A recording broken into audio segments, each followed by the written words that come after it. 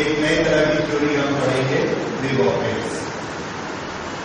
हम कहीं पर भी लाइट का सोर्स स्विच ऑन करते हैं, ये सोर्स नेचुरल भी हो सकता है, आर्टिफिशियल भी हो सकता है। With that light propagates in all the directions. Bulb जलाएंगे, चारों तरफ लाइट फैलेगी, कोई भी सोर्स होगा, चारों तरफ लाइट फैलेगी। From the very beginning we are trying to understand ये लाइट की एनर्जी एक जगह से दूसरी जगह तक कैसे जाती है, इसका नेचर कैसा है जाने का। लाइट एक एनर्जी है, जहां पर सोर्स है वहां से चलती है, हमारी आईज में आती है, and it gives a sense of seeing the things.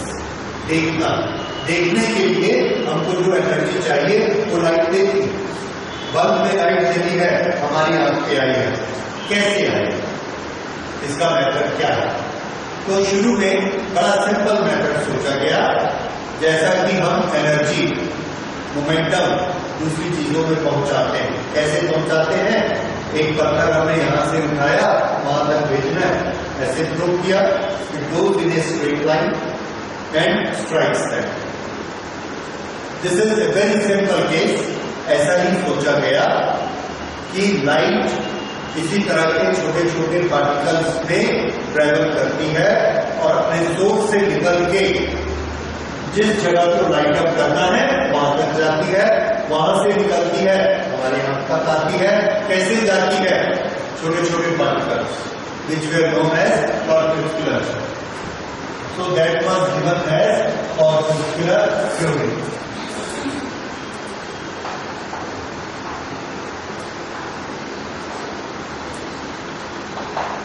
ये थ्योरी शुरू में न्यूटन ने बनाई थी। न्यूटन ने बहुत काम किया था मैकेनिक्स में। मैकेनिक्स में किस तरह के इक्वेशन होते हैं? A mass is moving with velocity, it has got momentum mg, it has got force ma, it has got energy half mv square, उसके बाद उनके आपस में पोजीशन होते हैं, ये सब चीजें काइनेमेटिक के इक्वेशंस होते हैं, and the things are travelling in straight lines. इसी लाइन से उन्होंने सोचा कि लाइट भी स्ट्रेट लाइन में चलती है।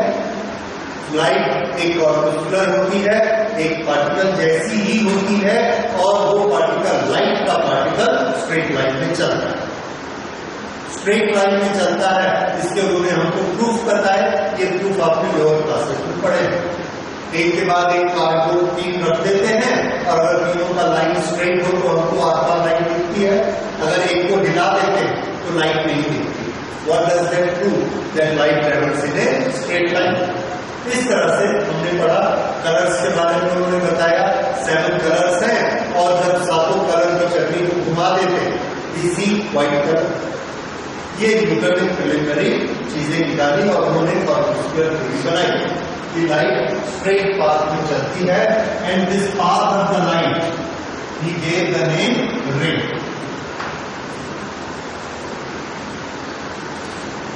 Path of light.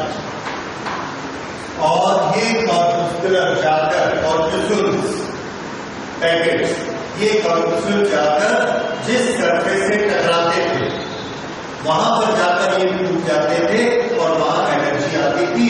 उस एनर्जी के कारण वो जगह चमकने लगती थी। फिर वो अपने कॉर्पस्कुलर बनाकर वो ड्रॉ आउट करती। तो बल्ब से, ट्यूबलाइट से कॉर्पस्कुलर्स निकले, उन्होंने इस बोर्ड को हिट किया। इस बोर्ड से कॉर्पस्कुलर्स निकले, हमारी लाइट क्या है? एनर्जी हमारी आंख में पहुंच गई। यहां से स्ट्रेट लाइन, यहां से स्ट्रेट लाइन। ये काफी समझ में आने वाली चीज थी। This was ray optics. Okay, बाद में आगे काफी टाइम तक चली, और 1630 के आसपास, सॉरी 1678 न्यूटन ने ये जो बनाई थी। This was made in 1675। उन्हीं के ही टाइम पे एक और साइंटिस्ट थे, Einstein. Einstein made another theory.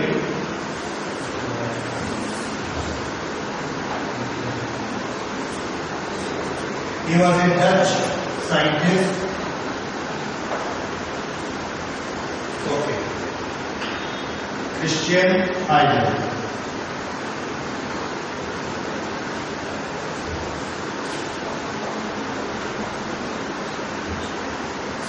इन्होंने 78 में लाइट के बारे में एक और थ्योरी बनाई। देखिए, जब हम पढ़ाई करते हैं, पढ़ते हैं, तो हमको अपने आप से सोचना आता है नई चीजों का।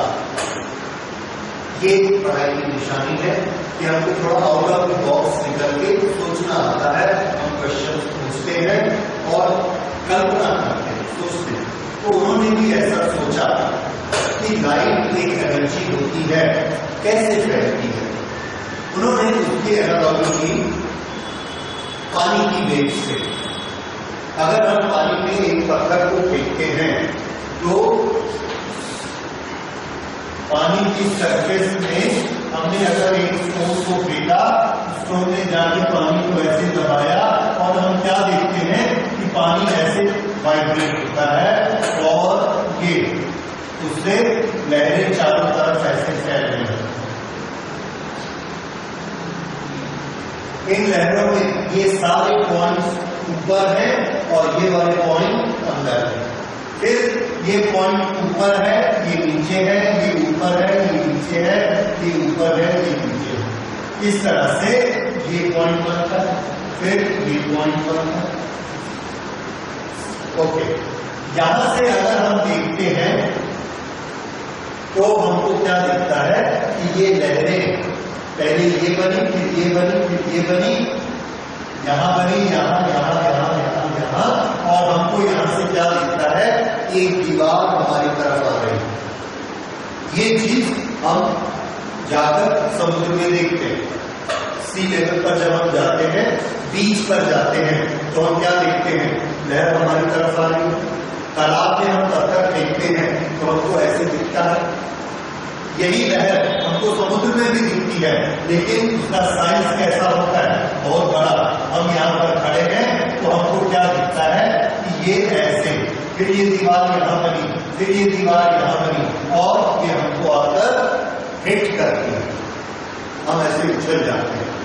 अगर हम ऐसे उछल जाते हैं तो उछलना एक फोर्स लगना है, एक डिस्प्लेसमेंट होना है, वर्क होना है, और वर्क कब होता है, when there is some energy। यानी इन लहरों में क्या होती है, एनर्जी। तो उन्होंने कहा लाइट भी एक एनर्जी है, एक चीज। दूसरा, लाइट फैलती है, लाइट भरती है। जैसे पानी की लहरें एक जगह डिस्टर्बेंस हो, चारों तरफ जाती हैं। एक जगह हम बल्ब जलाते हैं, लाइट चारों तरफ जाती है। एक जगह हमने एनर्जी का सोर्स पत्थर को फेंका, यहाँ के पानी को उसने ऐसे हिलाया, तो किस तरफ जाएगी ये एनर्जी, चारों तरफ। चारों तरफ क्या, अगर पानी के अंदर जाकर, वहां जाकर हमने ऑसिलेशन किया तो वो सब तरफ जाएगी, स्फेरिकल, ऐसे बैलून जैसे ऐसे फैलते जाएगी। ये एनर्जी का प्रोपेगेशन होता है, जैसे पानी में होता है। तो पानी में जो प्रोपेगेशन होता है एनर्जी का, उसका पैटर्न क्या होता है, कौन सा है उसका पैटर्न, वेव्स होता है। वेव्स बनती है, यहां से एनर्जी उसके बाजू वाले पार्टिकल को मिलती है, वो पार्टिकल ऐसे उठ जाता है। फिर उसके बाजू वाले को मिलती है, वो उठ जाता है। फिर उसके बाजू वाले को मिलती है, वो उठ जाता है। ओके, तो उन्होंने बोला कि लाइट इस तरह से वेव्स के फॉर्म में फैलती है, वेव के फॉर्म में फैलती है। और उन्होंने अपनी एक थ्योरी बनाई कि इस तरह से वेव्स चलती है, उसी तरह से लाइट की वेव्स भी ऐसे ही चलती हैं। और ये जो पोर्शन है, ये वाला पोर्शन, इसको उन्होंने बोला wave front. Wave front, wave front क्या होता है, उन्होंने जब इसके बारे में थ्योरी बनाई थी तो उन्होंने ये सोचा था कि ये जो लाइट की वेव्स हैं इसका नेचर लॉन्गिट्यूडनल है। हम लोगों ने दो तरह के वेव के नेचर पढ़े हैं, longitudinal and transversal. Longitudinal sound की वेव्स होती हैं, वो ऐसे अगर यहां से वहां जाना है ऐसे वाइब्रेशन होते हैं, आगे बढ़ते जाते हैं, कंप्रेशन की आगे बढ़ते जाते हैं। और ट्रांसवर्सल में ऐसे वाइब्रेशन होते हैं जैसे पानी में होते हैं। तो पानी वाली वेव्स कैसी होती है? ट्रांसवर्सल। और साउंड की वेव्स कैसी होती है? लॉन्गिट्यूडनल। तो उस समय साउंड के बारे में हमको मालूम था कि वो लॉन्गिट्यूडनल होती है। तो उन्होंने भी ये सोचा कि लाइट की वेव्स भी लॉन्गिट्यूडनल होती है, जैसे साउंड की होती है, पर होती वेव्स। ओके, तो जब ये वेव्स होती है लॉन्गिट्यूडनल हो या ट्रांसवर्सल हो, इसमें हम क्या देखते हैं कि हर पार्टिकल ऑसिलेट करता है। वेव किससे बनती है? हर पार्टिकल ऑसिलेट करता है। जिस जगह पर हम एनर्जी देते हैं ये पार्टिकल ऑसिलेट करेगा, फिर ये अपने नेक्स्ट पार्टिकल को भी अपने साथ खींच लेगा। तो ये ऑसिलेट करेगा, जब ये ऑसिलेट करेगा तो अगले पार्टिकल को भी खींच लेगा, ये ऑसिलेट करेगा, फिर ये अगले को भी ऑसिलेट कराएगा। सारे पार्टिकल ऑसिलेट करते हैं, लेकिन बारी बारी से। ये आगे, ये उसके बाद शुरू करेगा, ये उसके बाद शुरू करेगा, और ये उसके भी बाद शुरू करेगा। तो सब में फेज डिफरेंस आ गया, एक पहले और एक बाद। ये जो फेज डिफरेंस आता है इसको हम ये कह सकते हैं कि ये जो सब पार्टिकल ऑसिलेट कर रहे हैं, ये पार्टिकल अगर यहां पर है तो इससे पहले वाला पार्टिकल वापस आ रहा है, इससे आगे वाला पार्टिकल अभी जाएगा ऊपर तक। तो ये हमने वेव की पोजीशन बनाई। कोई पार्टिकल यहां पर है, हर एक में ऐसा ऑसिलेशन करना है, ये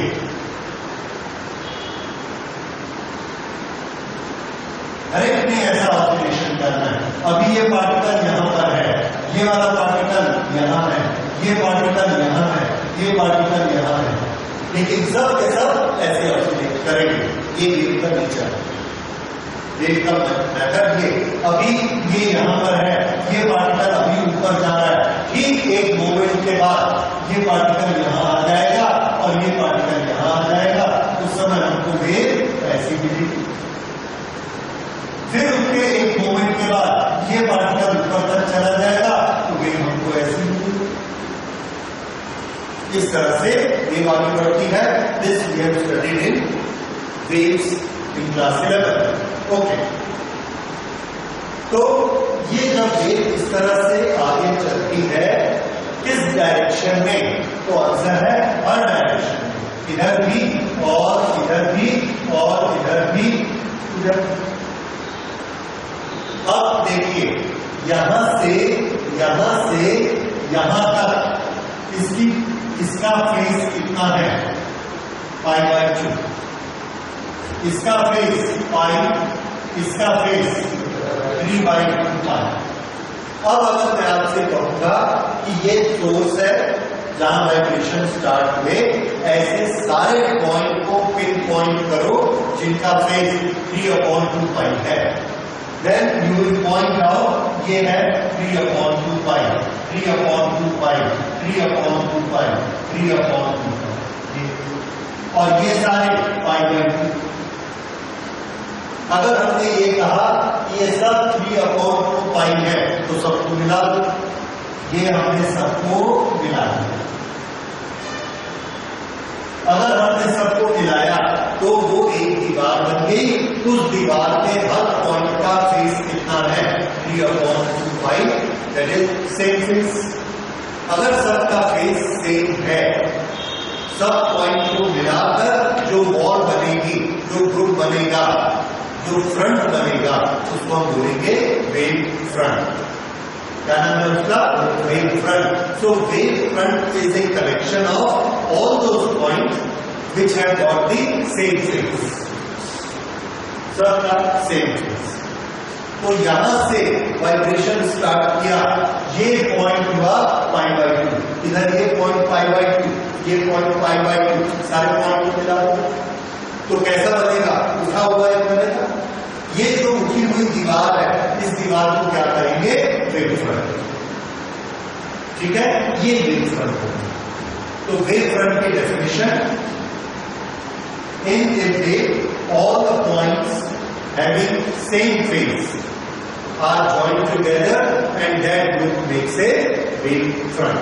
नोट करिए, वेव फ्रंट क्या होता है उसको याद करने के लिए, wave front is group of all the points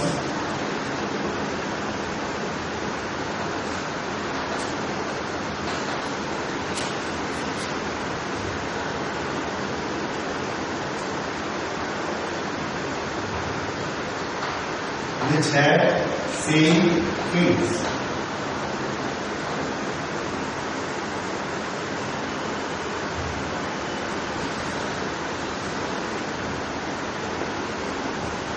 ठीक है, तो यहां से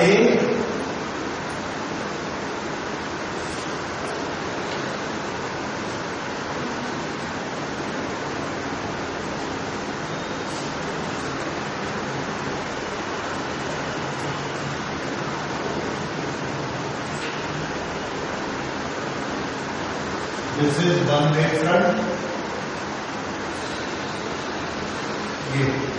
this is another wave front, ये देखो सेम, ये ऊपर ऊपर ऊपर, ये नीचे आके ऊपर, ये नीचे आके ऊपर, सबका सेम फेस है। सबके सेम फेस को अगर हमने मिला दिया तो ये क्या बन जाए, एक वेव फ्रंट। ये वेव फ्रंट होता है। ठीक है, और जब लहर आगे बढ़ती है तो वेव फ्रंट आगे बढ़ता है। वेव फ्रंट कैसे आगे बढ़ता है, जैसे हम एक बैलून में हवा भरते हैं और बैलून की सरफेस ऐसे बढ़ते जाते हैं, वो एक वेव फ्रंट ऐसे आगे बढ़ता है। तो ये होता है wave front of A wave. अब इसमें लाइट कैसे इन्वॉल्व होती है, तो जब कभी पानी की वेव चलती है, वाटर ट्रैवल करता है, तो वाटर ट्रैवल करता है, उसकी डायरेक्शन क्या होती है? तो आंसर है कि वाटर स्ट्रेट लाइन में ट्रैवल नहीं करता है, वो चारों तरफ फैलता है। चारों तरफ फैलता है, यहां से इधर भी, इधर भी, इधर भी और इधर भी। जैसे हमने इस कमरे में पानी भरा, उधर का दरवाजा खोला, उधर भी एक हॉल है, यहां से पानी उस हॉल में जाएगा, पर ऐसा सीधा जाके सीधा नहीं जाएगा। जैसे इस दरवाजे से पानी निकलेगा वो क्या करेगा, चारों तरफ फैलना शुरू करेगा, चारों तरफ। तो अगर एक रूम से इस रूम में हमने पानी भरा यहां पर, और यहां से पानी निकला ऐसा, जब ये पानी निकलेगा तो इस रूम में ये पानी ऐसा स्ट्रेट नहीं जाता, ये ऐसा जाता, इधर भी जाएगा, इधर भी जाएगा, और इस पूरे रूम में पानी भर जाएगा। ये हमने सबने देखा, इस पूरे रूम में पानी भरेगा। अब यहां पर इस रूम में एक दरवाजा है, हम जब यहां से पानी भेजते हैं, यहां से इस दरवाजे से पानी ऐसा गया तो हमको लगता है ये पानी जाएगा, यहां स्ट्राइक करेगा, तब हम क्या देखते हैं कि ये जो रूम है, इस रूम में यहां से ऐसे पानी भरना शुरू हो गया, इस डायरेक्शन में पानी जाना शुरू हो, यहां से पानी ऐसा गया, पर यहां से पानी ऐसा चला गया, तो पानी के जाने की डायरेक्शन, इनसे नो डायरेक्शन नहीं होती है, पानी चारों तरफ भरता है, पानी चारों तरफ लहरता है। ये अगर यहां एक दरवाजा होगा तो ये अपनी डायरेक्शन बदल देगा, यहां से ऐसे, इधर भरना शुरू कर देगा पानी। ये वाटर का नेचर होता है। क्यों? क्योंकि पानी वेव बनाता है। ये इसने वेव बनानी शुरू की, यहाँ पर ऐसी वेव बनानी शुरू की, यहाँ पर ऐसी वेव बनानी शुरू की।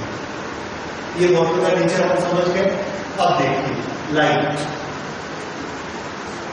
इसी नक्शे में हमने यहाँ पर हमने एक विंडो ओपन की,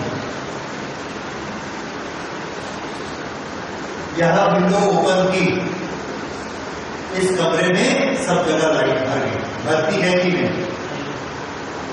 विंडो जब हम ओपन करते हैं तो पूरे कमरे में लाइट आती है कि नहीं? आप कहीं भी बैठ के पढ़ सकते हैं। विंडो बंद की, पूरा अंधेरा है, नहीं पढ़ सकते। उसके बाद हमने विंडो ओपन कर दी, ये विंडो ओपन की, तो हम यहां बैठ के पढ़ सकते हैं कि नहीं? पढ़ सकते हैं, यहां बैठ के पढ़ सकते हैं। यही तो करते हैं। हमारे घर में पूरी विंडो थोड़ी रहती है, एक विंडो रहती है, हम खोलते हैं, छत भी हमको दिखती है, दीवारें भी हमको दिखती है, अपनी अलमारी के अंदर तक हमको दिखता है। इस विंडो को ओपन करने से उसके बाद अगर आप ये दरवाजा खोल देते हैं, बाथरूम का दरवाजा आपने खोला, तो बाथरूम के अंदर आपको दिखना शुरू हो जाएगा। ऐसा होता है। बाथरूम का दरवाजा बंद करो, अंधेरा, दरवाजा खोलो, अंदर लाइट हो जाती है। तो दूसरे कमरे का हमने इधर दरवाजा खोला तो इसकी दीवार भी हमको दिखने लगती है। तो लाइट अगर यहां से ऐसे आती है तो ऐसे कैसे चली जाती है? फिर यहां जाके हमको ये दीवार भी दिखने लगती है। अगर आप इसके अंदर जाके, मान लो ये किचन है, यहां चले गए, उसके बाद जाके आपने किचन के स्टोर का दरवाजा खोला तो स्टोर के अंदर भी आपको चीजें दिखने लगती हैं। इतनी ब्राइट नहीं दिखेगी, कम दिखेंगी, उससे कम दिखेंगी, लेकिन दिखेंगी, दिखती। इसका ये मतलब है कि यहाँ पे लाइट आई, रास्ता, यहां से लाइट ऐसे आ रही थी, फिर ऐसे चलेगी, फिर ऐसे चलेगी। तो लाइट स्ट्रेट लाइन में चलती है कि घूमती है? घूमती है। लेकिन हम ये नहीं बोलते कि लाइट घूमती है, हम क्या बोलते हैं कि लाइट भी पानी जैसे भरती, वेव के फॉर्म में भरती है। अगर हमने यहां से पानी डाला तो वो पानी सीधा जाएगा कि पूरे कमरे में भर जाएगा? पूरे कमरे में भर जाएगा, ऐसे फैल के जाएगा वेव के फॉर्म में। जब ये यहां भर जाएगा तो यहां से जो पानी निकलेगा वो वेव के फॉर्म में इस पूरे में भरेगा। जब यहां भर जाएगा तो यहां से निकलेगा वेव के फॉर्म में, इसको पूरे में भर जाएगा। अब आप लाइट को कंपेयर करिए, लाइट गोली जैसे, तीर जैसे स्ट्रेट जा रही है कि पानी जैसे फैल रही है? पानी जैसे फैल रही है। तो लाइट का नेचर स्ट्रेट का दूसरा नेचर हुआ या वेव नेचर हुआ? Wave nature. ये चीज आइए ने पहले बताई कि लाइट का नेचर कैसा है, वेव्स का नेचर।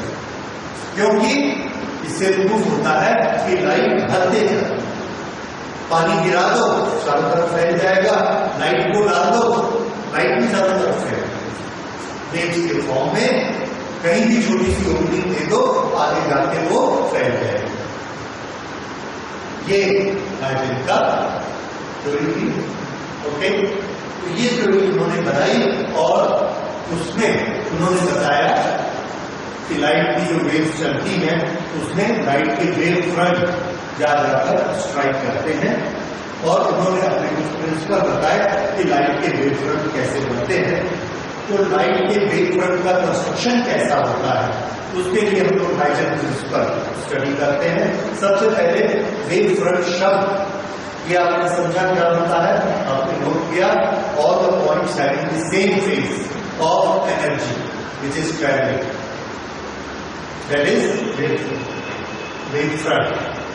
ये वेव फ्रंट जहां भी जाकर स्ट्राइक करेंगे वहां एनर्जी मिलेगी। ये वेव फ्रंट ऐसे चलते जाते हैं जैसे बैलून चलता है। हमने बैलून को खुलाया, उसी सर्फेस आप देख रहे हो, ऐसे आपकी तरफ आगे,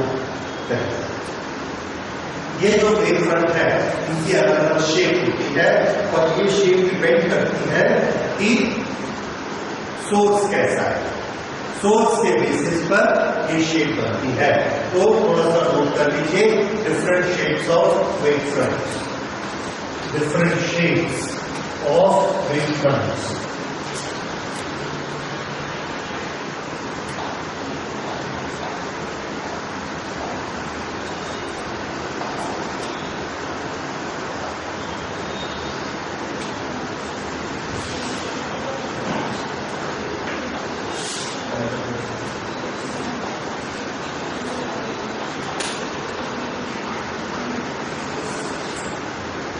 अगर हमारा सोर्स एक पॉइंट सोर्स है, very small point lighted up, तो उसके चारों तरफ एक बॉल की कल्पना करिए, टेबल टेनिस का बॉल,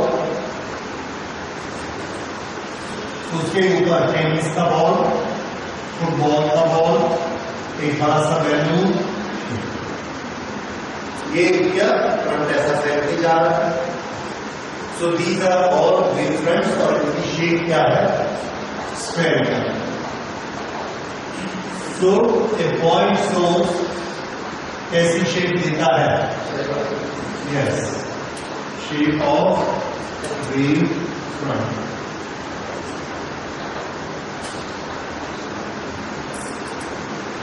Spherical.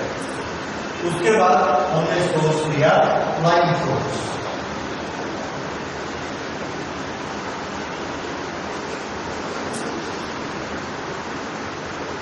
ये लाइन सोर्स, इस लाइन सोर्स से इससे जो वेव्स निकलती हैं, दो वेव्स आर सिलिंड्रिकल। ये एक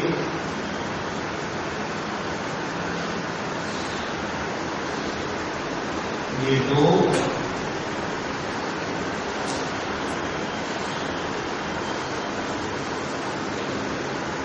ये तीन, इस तरह से ये वेव फ्रंट बनते हैं।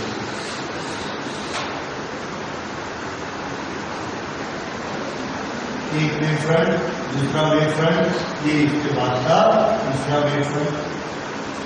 तो एक सिलिंडर जैसे पाइप, पाइप के ऊपर दूसरा पाइप, उसके ऊपर तीसरा पाइप, इस तरह से आगे बढ़ते जाते हैं, क्योंकि इसका सोर्स ऐसा है, स्ट्रेट लाइन। तो वेव फ्रंट कैसा हो गया, सिलिंड्रिकल। अब इस वेव फ्रंट के साथ हम लोग एक और चीज बनाना पसंद करेंगे, that is direction of propagation of energy.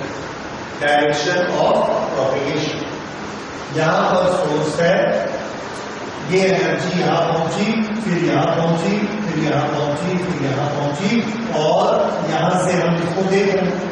जब हम इसको यहां से देखते हैं तो हमको दिखती है ये ऐसे आ रही है, लेकिन अगर हम इसको यहां से देखें तो हमको ऐसे आती है, यहां से देखते हैं तो हमको ऐसे आती है, यहां से देखें ऐसे आती है। These are all directions of propagation. Direction हमेशा वेव फ्रंट, ये वेव फ्रंट और ये direction of propagation, there is an angle of 90 degree between the two. और ये जो डायरेक्शन ऑफ प्रोपेगेशन है, इसी को ही हम कहते हैं रे। और ये क्या चीज है, वेव फ्रंट, ये वेव फ्रंट और ये रे। समझ में आया? रे क्या है, रे कोई लाइन नहीं है, it is direction, direction of propagation. जिस डायरेक्शन के वेव फ्रंट आगे बढ़ रही है उस डायरेक्शन को क्या बोलते हैं, रे ऑफ लाइट। और दोनों में डायरेक्शन का क्या रिलेशन है, they are right angle to each other. Wave front and ray, they are right angle to each other. ये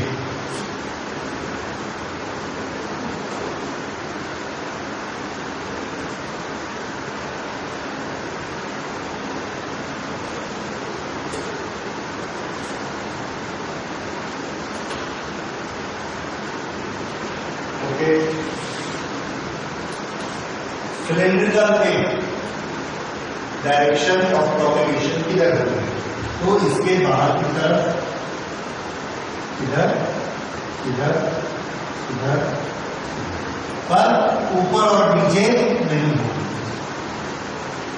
जैसे आपने हेयर ब्रश देखा है, बीच में रॉड और ये चारों तरफ ऐसे ब्रश के ब्रिसल्स कितने रहते हैं, कोई ब्रिसल ऐसा टेढ़ा नहीं होता, सब ऐसे सीधे सीधे रहते, वही शेप इसकी रेस की शेप रहेगी। So these are all at right angle to the axis, हमेशा right angle to the axis पर चारों तरफ फैले रहेंगे, इधर इधर भी जाएंगे, इधर भी जाएंगे, इधर भी जाएंगे, सब तरफ जाएंगे। तो ये कौन सी शेप है, सिलेंड्रिकल। ओके, और देखिए वेव फ्रंट का बहुत दूर पहुंच जाता है, ये यहां से ये और दूर चला गया, और दूर चला गया, और दूर चला गया, और दूर चला गया, यहां पर आ गया और हमने इसको ऑब्जर्व किया, हमको सिर्फ इतना सा दिखता है। तो ये ऑलमोस्ट हमको कैसा दिखता है, स्ट्रेट लाइन, प्लेन। तो जब रेडियस या डिस्टेंस बहुत ज्यादा होता है तो वेव फ्रंट हमको कैसा दिखना शुरू हो जाता है, प्लेन। जैसे समुद्र की लहर हमको कैसी दिखती है, स्ट्रेट, पर स्ट्रेट होती नहीं। ऊपर से अगर आप एरोप्लेन से दूर से देखेंगे तो वो भी गोल होगी, पर हमारे लिए, हमारे विजन में हमको वो स्ट्रेट दिखती है। इसी तरह से बहुत दूर वाले ऑब्जेक्ट के लिए भी होता है, जैसे सन से जो लाइट आ रही है उसके वेव फ्रंट यहां आते आते ये इतने फ्लैट हो जाते हैं, उसका कर्वेचर बिल्कुल खत्म हो जाता है। And what do we get, this, these are known as plane wave front.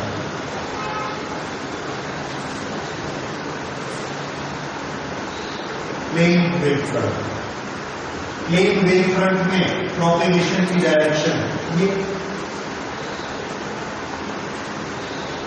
Propagation की डायरेक्शन को ही हम क्या कहते हैं, रेट, और ये सब क्या है, प्लेन वेव फ्रंट। बेसिकली ये प्लेन्स है, प्लेन मीन्स लाइक दिस।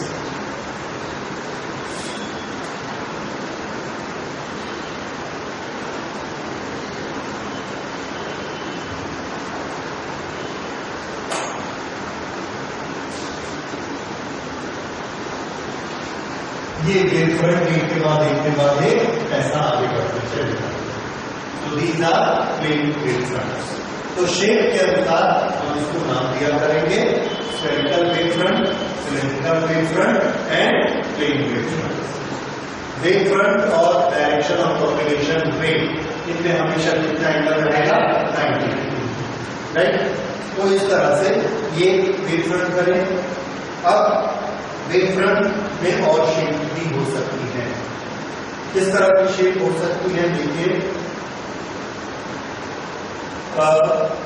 अगर हम किसी को पर्टिकुलर मीडियम से ट्रैवल करवाएं तो वेव फ्रंट की शेप बदल जाती है। किस तरह से बदल जाती है, देखिए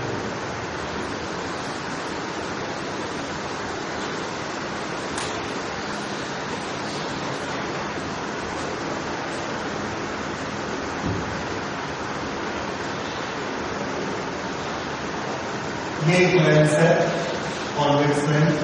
हम लोग पिछली क्लासेस में पढ़ चुके हैं कॉन्वेक्स लेंस में जाने से करैक्टर क्या होता है। यहां से प्लेन वेव फ्रंट आ रहे हैं, ये वेव फ्रंट आगे बढ़ रहा है, इसमें से एंटर करता है और निकलता है। निकलने के बाद ये वेव फ्रंट ऐसा हो जाता है, उसके बाद ऐसा, उसके बाद ऐसा,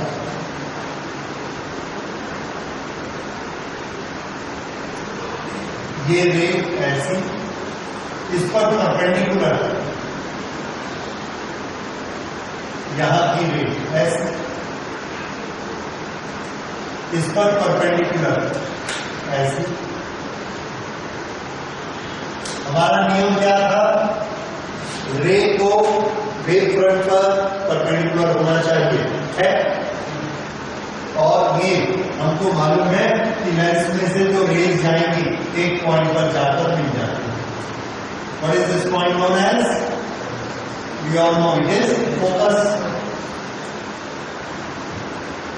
तो ये जो पूरी एनर्जी की, ये एनर्जी इतने में आई, फिर इतने में आई, फिर इतने में आई, फिर इतने में आई, यहां आई और लास्ट में जाके पूरी एनर्जी इतने से भी आई। इसलिए ये पॉइंट बहुत चमकता है। ये क्या है, ये सब वेव फ्रंट्स हैं। और ये कैसे वेव फ्रंट हैं, तो आंसर है all these are concave wave fronts. और ये रिंग्स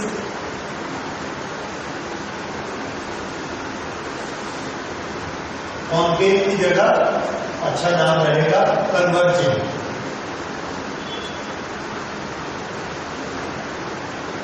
कन्वर्जिंग वेव फ्रंट्स, इससे लाइट एक जगह पे कन्वर्ज होती है। और अब इसको देखकर आप इसको बना सकते हैं।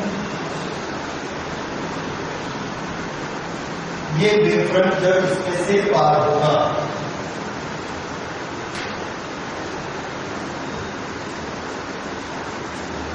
तो ये ऐसा होता चला जाएगा।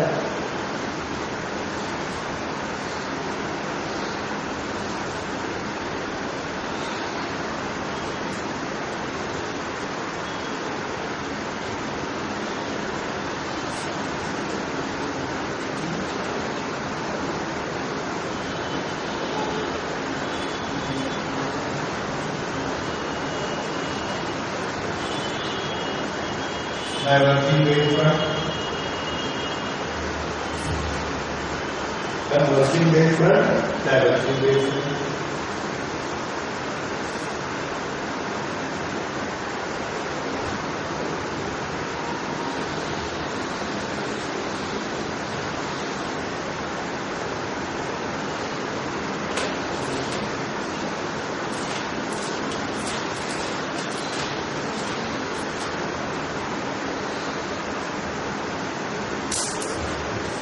अगर आप वेव फ्रंट बनाना चाहते हैं और आपको नई तरीका समझ आ रहा है और आपको रे का रास्ता मालूम है, तो आप वेव फ्रंट बना सकते हैं।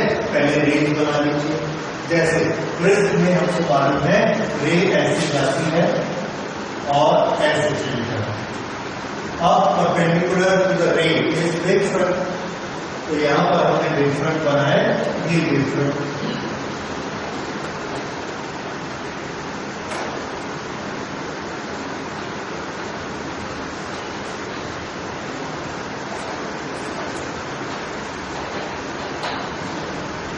इस तरह से वेव फ्रंट स्ट्राइक करते हैं और प्रिज्म में से जाने के बाद ऐसे हो जाता है।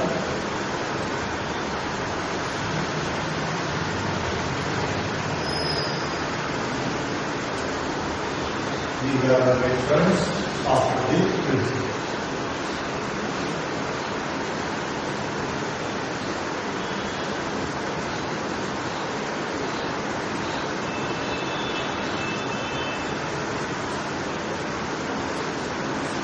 ये वेव फ्रंट का,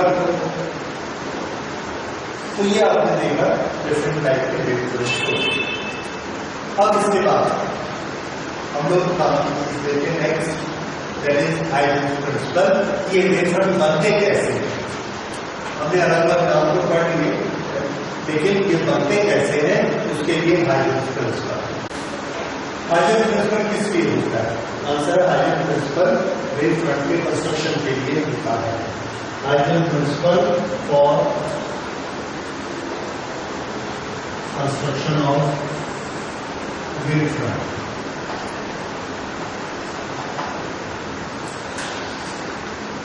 okay, so first principle says each point of a given wave front act as a secondary source of the wave. Each point of a given wavefront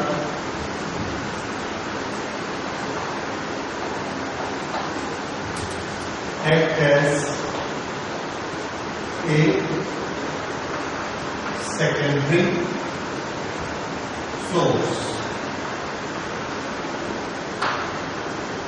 As a secondary source of wind.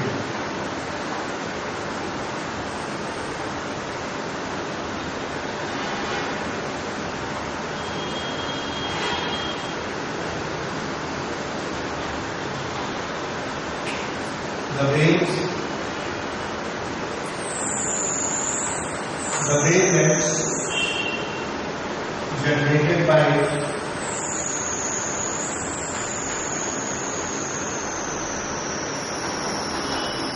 are secondary waves.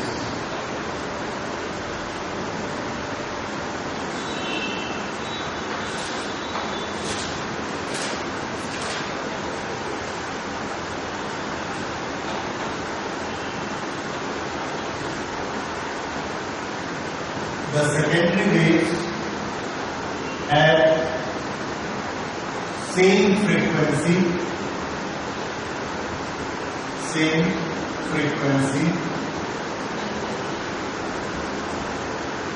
and velocity. Same frequency and velocity as primary waves.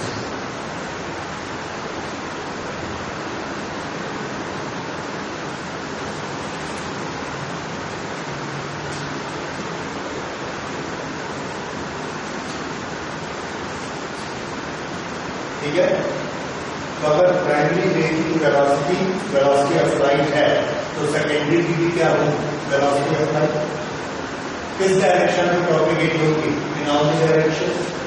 The secondary wave has same frequency and velocity as primary wave and spread out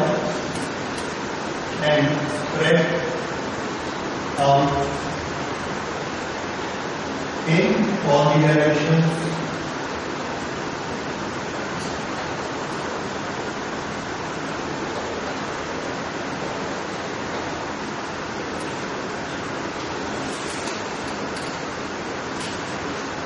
Third,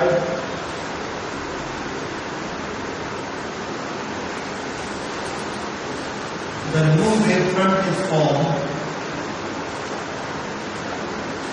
The new wavefront is formed by a common tangent.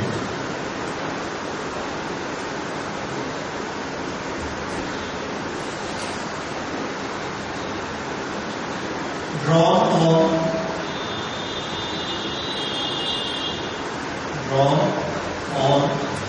all primary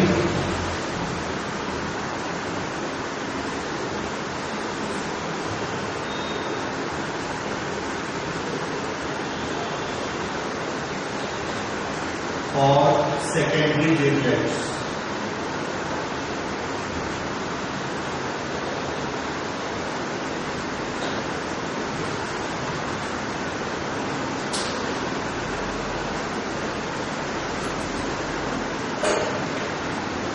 ये तीन principal उन्होंने बताए. Wave front आगे कैसे बढ़ता है, नया wave front कैसे बनता है. देखिए, ये किसी भी गिवन टाइम में एक वेव फ्रंट है. इनका ये कहना है कि इसका हर सोर्स, इसका हर पॉइंट अपने आप में एक नया वेव फ्रंट बनेगा. अगर ये एक नया सोर्स बन गया, इसको क्या बोलेंगे, सेकेंडरी सोर्स. ये एक प्राइमरी सोर्स था, इस प्राइमरी सोर्स का किसी टाइम पर ये वेव फ्रंट हमको दिखता है. हमने इसके एक पॉइंट को पकड़ा और इसका नाम क्या है, सेकेंडरी सोर्स. हर पॉइंट, ये भी सेकेंडरी सोर्स, ये भी ये सेकेंडरी सोर्स क्या करता है, ये भी वेव बनाता है. तो ये वेव बनाता है, जैसे इसने वेव बनाई वैसे इसने भी वेव बनाई, इसने भी वेव बनाई. हर पॉइंट में ऐसे ऐसे अपनी वेव बनाई. ये जो वेव बनाते हैं, इस वेव में एनर्जी ऐसे आगे बढ़ती बढ़ती है, डिस्टरबेंस आगे बढ़ता है, इस स्पीड से यहां से यहां तक जिस स्पीड से आया था उसी स्पीड से इसकी स्पीड बढ़ेगी। ठीक है, तो जो स्पीड से इसने एनर्जी भेजी उसी स्पीड से ये भी एनर्जी भेजेगा। कौन? सेकेंड। ये जो छोटी छोटी दिखी ये छोटी है, इसलिए इसको नाम हमने क्या दिया? वेवलेट्स। ऐसे ये सब नजदीक नजदीक है, ये इस तरह से।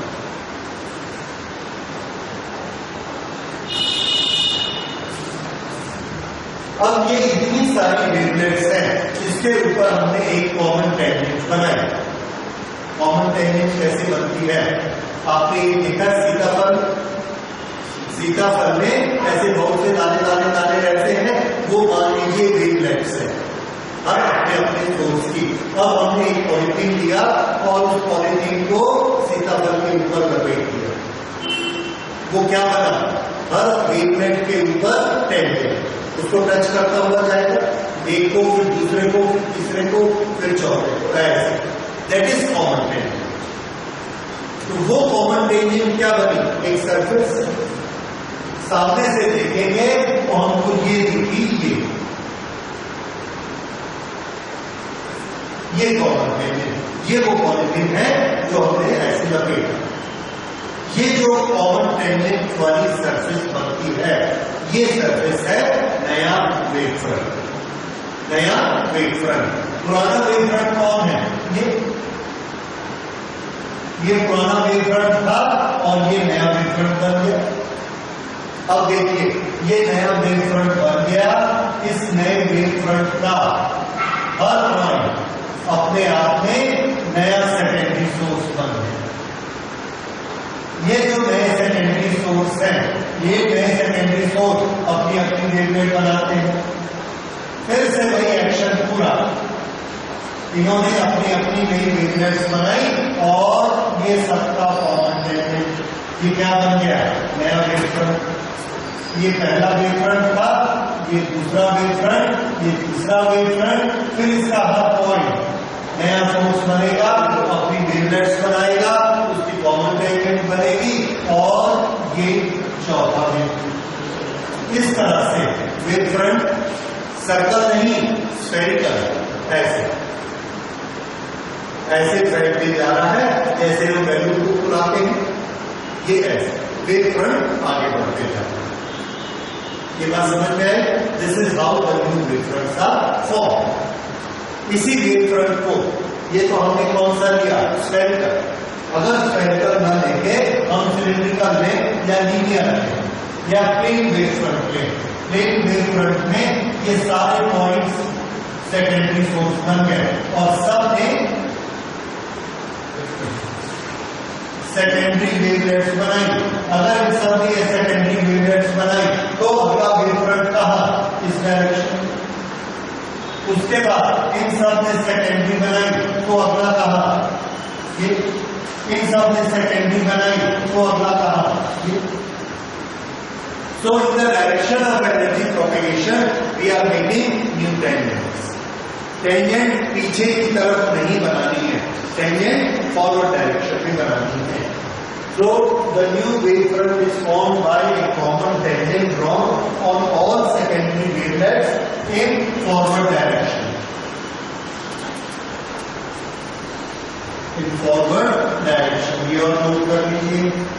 तो इसमें अंदर की तरफ नहीं बनानी है टेंजेंट, बाहर की तरफ बनानी है, क्योंकि एनर्जी बाहर की तरफ जा रही है। ओके, तो इस तरह से वेव फ्रंट आगे बढ़ते हैं। क्या स्पेशलिटी है इसमें? इसकी स्पेशलिटी देखिए, वेव फ्रंट बनाने का तरीका समझ आ गया। स्पेशलिटी देखिए, ये वेव फ्रंट ऐसे आगे बढ़ रही है, यहां पर हमने एक कार्डबोर्ड लगा दिया, कार्डबोर्ड जिसके अंदर लाइट नहीं जा सकती। अगर ऐसा लगाया, ये वेव फ्रंट यहां जाकर टकराई, ये यहां टकराई, ये यहां टकराई, ये यहां टकराई, ये यहां टकराई, इन सब की एनर्जी इस कार्डबोर्ड में एब्जॉर्ब हो गई, इसमें एब्जॉर्ब हो गई। लेकिन यहां पर एक छोटी सी ओपनिंग है, पिन होल। तो ये वेव फ्रंट का ये पॉइंट यहां पर पहुंचा। ये भी क्या है? New source of energy, new source of wave. तो इसमें अपनी वेव फ्रंट बनाए। फिर इसका हर पॉइंट क्या बन गया? नया सोर्स। ये सब ने अपनी वेवलेट्स बनाई और ये नया वेव फ्रंट, फिर ये नया वेव फ्रंट, फिर ये नया वेव फ्रंट, फिर ये नया वेव फ्रंट। तो यहां से ऐसे भी लाइट गई, ऐसे भी लाइट गई, ऐसे भी लाइट गई। और हम क्या देखते हैं कि ये हमारे घर की दीवार है, उसमें ये छोटा सा रोशनदान है, इसको हम खोलते हैं, पूरे कमरे में लाइट आ गई। इस कोने में भी लाइट आ गई, इधर भी आ गई, इधर भी आ गई, इधर भी आ गई। वेव फ्रंट चारों तरफ से है। तो जहां पर हमको एक सिंगल सोर्स, सिंगल पॉइंट का वेव फ्रंट भी मिलेगा, वो भी क्या करेगा? फिर से फैलाना शुरू कर देगा।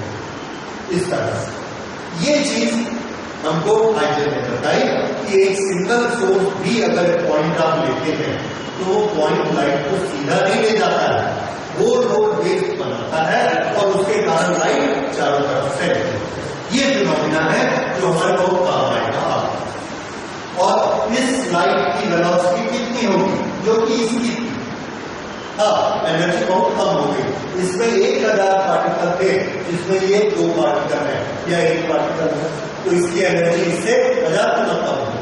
वो ठीक है, लेकिन वेलोसिटी सेम, नेचर सेम, चारों तरफ ये लाइट फैल जाएगी। This is hydrogen principle.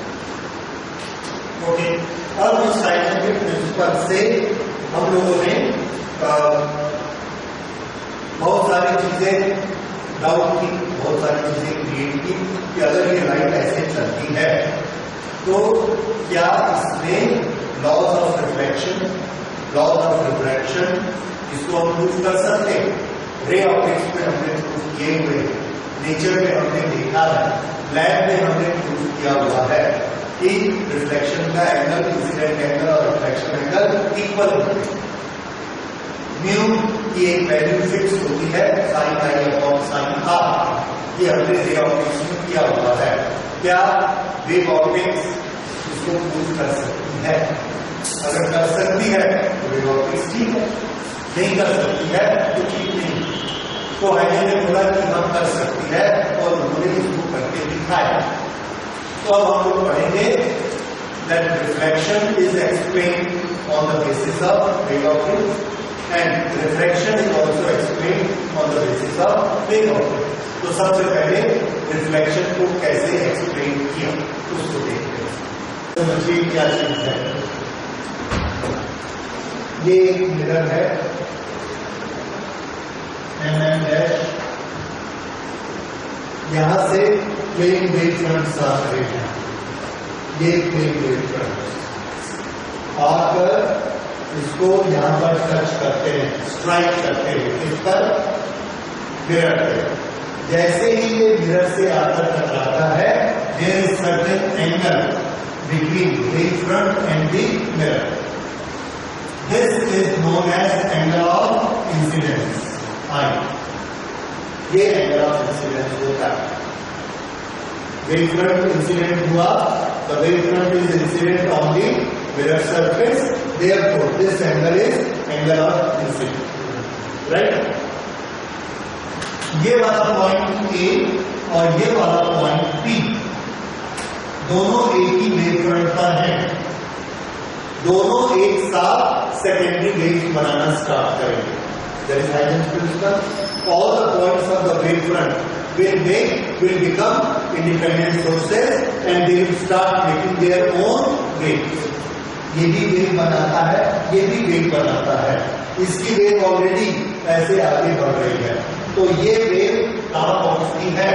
ये वेव इसकी बनाई हुई वेव ऐसे ऐसे ऐसे ऐसा आगे बढ़ रही है। यहां से लेके ये वेव यहां बी तक पहुंचती है और इसको पहुंचने में टाइम लगता है 30 सेकेंड। कितना टाइम लगा? 30 सेकेंड। यहां से यहां तक पहुंचने में उतनी देर तक इसी वेव फ्रंट का ये वाला पॉइंट क्या कर रहा है? तो आंसर है ये वाला पॉइंट भी वेव बना रहा है। ओके, इसकी वेव किधर जा रही है? तो हमारा आंसर सब तरफ जा रही है एक्सेप्ट इधर नहीं जा सकती क्योंकि इधर मिरर है, सॉलिड को पार नहीं कर पाती। तो ये कैसी वेव बनाता है? ऐसे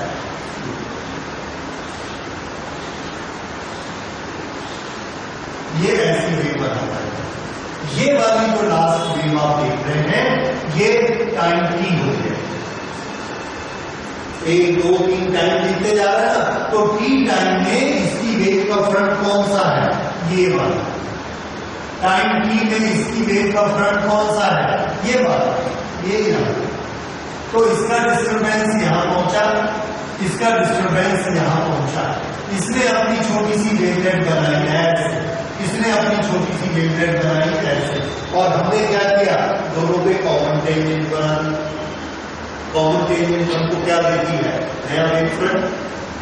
तो इसका डिस्टर्बेंस यहां पहुंचा है टी में। देखो ये 1 2 3 4 5 6 7 टी सेकंड में यहां पर है डिस्टर्बेंस। इसका डिस्टर्बेंस टी सेकंड में यहां पर है। कॉमन टेंजेंट हमने बनाई यहां से यहां। तो ये रिफ्लेक्शन के बारे में एक बार ब्रीफली इसको फिर से देखिए। ये इंसिडेंट वेव फ्रंट है। इंसिडेंट वेव फ्रंट मिरर की सरफेस से जिस एंगल से स्ट्राइक करेगा that will be known as angle of incidence. ठीक इसके नीचे के पॉइंट को हम एक नया सोर्स मान लेते हैं और यहां से वेव्स निकालनी शुरू करते हैं। ये वेव्स इस तरफ नहीं जा सकती। ये पॉइंट P जो कि इसके साथ का है, सेम फेज का, ये अनइंटरप्टेड आगे बढ़ते जाता है जब तक ये सरफेस को यहां आकर स्ट्राइक नहीं करता। मान लो यहां आने का स्ट्राइक करने का टाइम लगा T और इसकी वेव की वेलोसिटी इस मीडियम में है v, तो ये डिस्टेंस कितना हुआ? v into T. ये उतनी देर में इसका सोर्स, इस सोर्स से निकलने वाली वेव भी कितनी दूर जाएगी? vt, because it is the same medium. ये vt वाला ये इसका स्फीयर बना, इसके डिस्टर्बेंस यहां पहुंच गए हैं, इसका डिस्टर्बेंस यहां पहुंच गया है। तो हमने जो कॉमन टेंजेंट बनाई, ये डिस्टर्बेंस इसका, ये डिस्टर्बेंस इसका, ये कॉमन टेंजेंट बनी। ये वाली कॉमन टेंजेंट क्या है? According to Huygens principle this is the new wave front. उसके बाद इस वेव फ्रंट का हर पॉइंट नया सोर्स बन गया और ये आगे चला गया, फिर ये नया वेव फ्रंट, ये नया वेव फ्रंट, ये नया वेव फ्रंट। तो this is known as reflected wave front. इस तरह से रिफ्लेक्शन होता है। ये रिफ्लेक्शन होने में हमने प्रूव कर दिया कि ये वाला ट्रायंगल और ये दो ट्रायंगल, इन दो ट्रायंगल में ये वाली साइड और ये वाली साइड बीटी है, ये साइड कॉमन है और ये रे और फ्रंट के भी 90 डिग्री है। उससे ये दोनों ट्रायंगल कॉन्ग्रुएंट हो गए। तो angle APB and AQB are congruent. अब ये दोनों इक्वल साइड्स हैं, इक्वल साइड के सामने के एंगल लीजिए। ये साइड के सामने का एंगल I, इस साइड के सामने का angle R। Therefore angle I is equal to angle R. This is angle of incidence is equal to angle of reflection. So this is proved by wave theory. ठीक है? So this is how reflection is proved. तो reflection का proof थोड़ा सा इससे भी छोटा है, जस्ट 5 मिनट्स लगेंगे, उसको हम लोग कंप्लीट कर लेंगे, then we will go for superposition in the next class. Okay okay, there is an interface between two medium 1 and medium 2, both are transparent medium और दोनों में लाइट वेव्स ट्रेवल कर सकती हैं। ओके, ये लाइट वेव का एक wave front आ रहा है और ये वेव फ्रंट आके इस सरफेस को स्ट्राइक करता है और हम लोग भी पढ़ चुके हैं इस एंगल को हम क्या कहेंगे? Angle of incidence. ठीक, इसका हमने नाम दिया ए और लेट दिस बी पी। ए और पी दोनों एक ही वेव फ्रंट के पॉइंट है और दोनों सेकेंडरी वेव्स बनानी शुरू करते हैं। फॉरवर्ड डायरेक्शन में हम आगे बढ़ते हैं। ये वेव ऐसे चलती हैं और यहां पहुंचती है, इसको टाइम लगा टी। ओके, ये दोनों मीडियम अलग अलग हैं, दोनों मीडियम में वेव की वेलोसिटी अलग अलग है। यहां पर वेव की वेलोसिटी है v1 और इस मीडियम में वेव की वेलोसिटी है v2। ओके, क्योंकि मीडियम अलग अलग है इसलिए वेलोसिटी अलग अलग होगी। अब ये v1 वेलोसिटी से t दूरी तक आ गया, तो ये वाला डिस्टेंस यहां से यहां तक कितना हुआ, v1 multiplied by t। This is the distance v1 into t। उसी t टाइम तक ये वाला जो पॉइंट सोर्स है ये भी वेव्स बनाता रहा और इसमें वेव्स ऐसी बनानी शुरू हुई। मान लीजिए ये डेंसर मीडियम है, अगर ये डेंसर मीडियम है तो v2 कैसा होगा, v2 is smaller than v1। Okay, तो इसने यहां पर ऐसी वेव्स बनानी शुरू, ये इसने वेव्स t टाइम तक इतनी वेव्स बना। ठीक है, तो अब देखिए t टाइम के बाद डिस्टरबेंस कहां है, इसका बनाया हुआ डिस्टरबेंस यहां है, इस पॉइंट का बनाया हुआ डिस्टरबेंस यहां है, तो वेव फ्रंट कहां है, तो आंसर है कॉमन टेंजेंट बनाइए। वेव फ्रंट किससे मिलता है, कॉमन टेंजेंट से, तो हमने कॉमन टेंजेंट बनाई, ये इसका और इसका कॉमन टेंजेंट ऐसा, ये कॉमन टेंजेंट बन गया,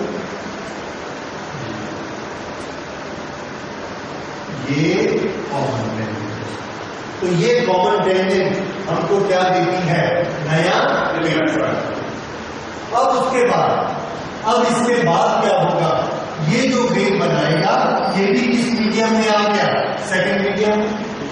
ये भी किस मीडियम में आ गया, सेकंड मीडियम में। दोनों की वेलोसिटी एक बराबर, अगर दोनों की वेलोसिटी एक बराबर है तो अगला वेव फ्रंट ये बना, फिर उससे अगला वेव फ्रंट ये बना। अब ये कैसे बनते जा रहे हैं, इस तरह से ये बनते हैं।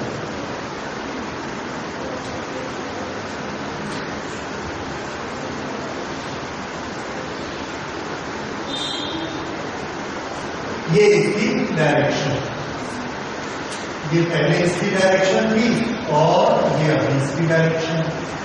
देखिए हो गया,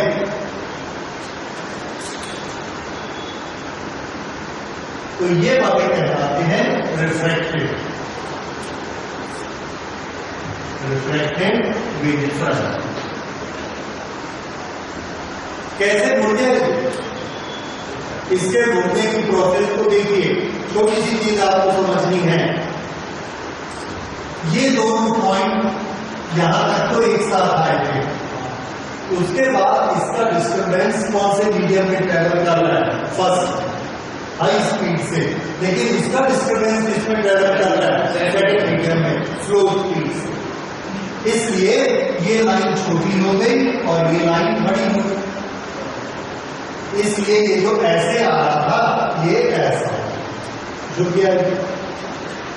ठीक है, ये कारण है कि ये ऐसा टेढ़ा, और अंदर आने के बाद दोनों की स्पीड स्लो है, अब दोनों ऐसा चलते हैं।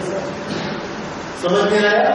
तो ये जो छोटी सी देर ये इस मीडियम में चला, उतनी देर में ये बड़े मीडियम में चला, इसकी स्पीड कम थी, इसलिए ये थोड़ी दूर आया और ये ज्यादा दूर चला गया। तो दो बराबर जा रहे थे, ये आगे हो गया, ये पीछे हो गया, डायरेक्शन हो गई। तो ये वाला जो एंगल है, this angle is known as angle of refraction, क्योंकि ये कौन बना रहा है, रिफ्रैक्टेड वेव फ्रंट। ये इंसिडेंट वेव फ्रंट ने बनाया आई, ये रिफ्रैक्टेड ने बनाया आर। ठीक है, तो this is the reason why it has refracted. तो इसके लिए हम नोट करेंगे A and P are secondary sources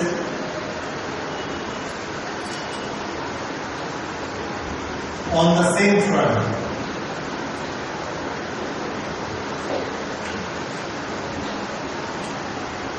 Secondary sources on the same front.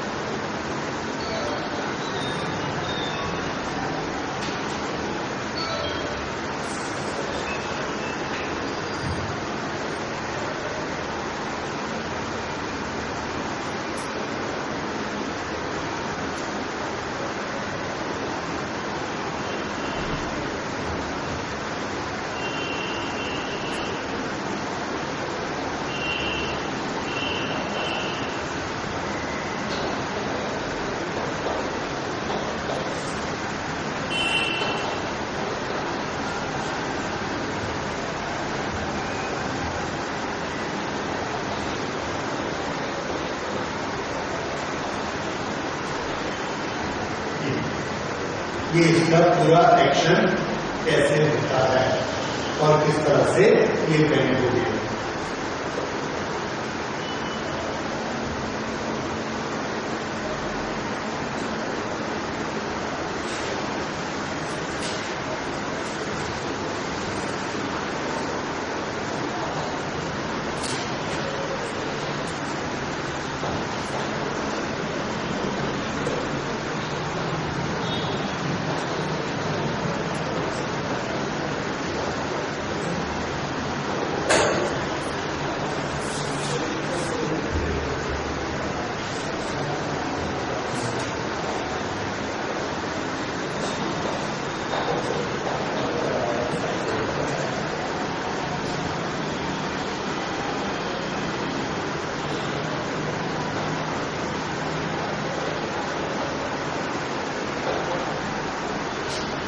Sin I upon sin R.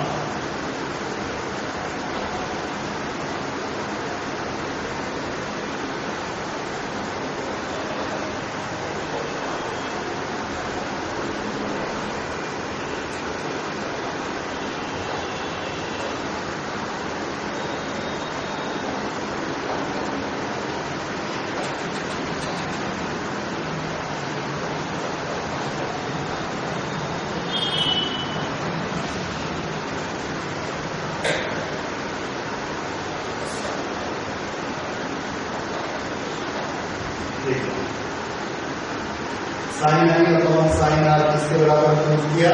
V1 upon V2 and what is V1 upon V2? Refractive index. So sin I upon sin R is equal to refractive index. V1 and V2 are constant. Therefore, sin I upon sin R is constant.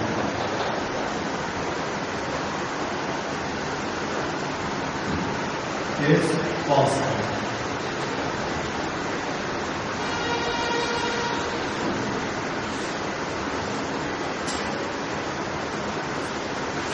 So this is proof of refraction. So with help of wave theory, we can prove reflection, loss and we can prove reflection. ठीक है? इसके बाद wave theory की हम unique चीजें start करेंगे. That is superposition principle explained by wave theory, which cannot be explained by ray optics. So that is very important. So that we will study in the next class.